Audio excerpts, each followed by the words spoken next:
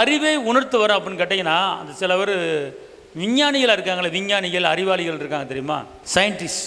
அப்போ இந்த சயின்டிஸ்ட்லாம் எப்படி மாறுறாங்க அப்படின்னு கேட்டால், இவங்களாம் எப்படி கண்டுபிடிச்சாங்கன்னு கேட்டிங்கன்னா, அவங்களுக்கு அறிவு இருக்கிறனால.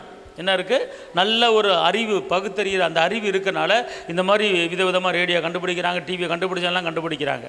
அப்போ இன்றைக்கி அந்த சயின்டிஸ்ட் போல், அந்த விஞ்ஞானி போல் இன்றைக்கி தேவ பிள்ளைங்க மாறணும்னு ஆசைப்பட்டா, அப்படிப்பட்ட ஒரு அறிவை உணர்த்துகிற, அறிவை எண்ணுகிற அந்த வரம் உங்களுக்கு வேணும் அப்படின்னு கேட்டிங்கன்னா, உங்களுக்குள்ளே என்ன இருக்க வேண்டும் என்று கேட்டால் சந்தோஷம் இருக்க வேண்டும்.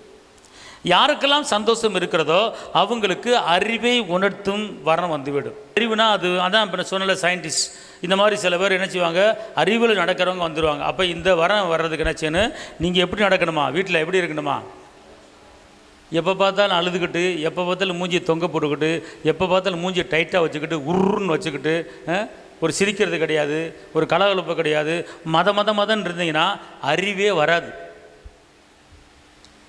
அல்லேலூயா. உங்கள் முகத்தில் ஒரு கலை தெரியணும். உங்கள் முகத்தில் என்ன செய்யணும், ஒரு கலை, ஒரு சந்தோஷம், ஒரு சிரிப்பு உங்கள் முகத்தில் இருக்கணும். எப்போ பார்த்தா அங்கே மூஞ்சி தொங்க போட்டு என்ன செய்ய தெரியல, குழப்பமாக இருக்குது, எப்படி வாழ போகிறதில்ல, ஒன்றுமே புரியல அப்படின்னு சொல்லி இந்த மாதிரி காரியத்தை சொல்லி கவலைப்பட்டுக்கிட்டு, துக்கப்பட்டுக்கிட்டு, நெருக்கப்பட்டுக்கிட்டு இருந்தீங்கன்னா உங்களுக்கு ஒன்றுமே வராது. ஆனால் அந்த பிரச்சனையின் மத்தியிலும் வேதனை மத்தியிலும் நீங்கள் சந்தோஷமாக இருந்தால் உங்களுக்கு கிடைக்கக்கூடிய கிஃப்ட்டு அறிவை உணர்த்தும் வரம். அல்லேலூயா.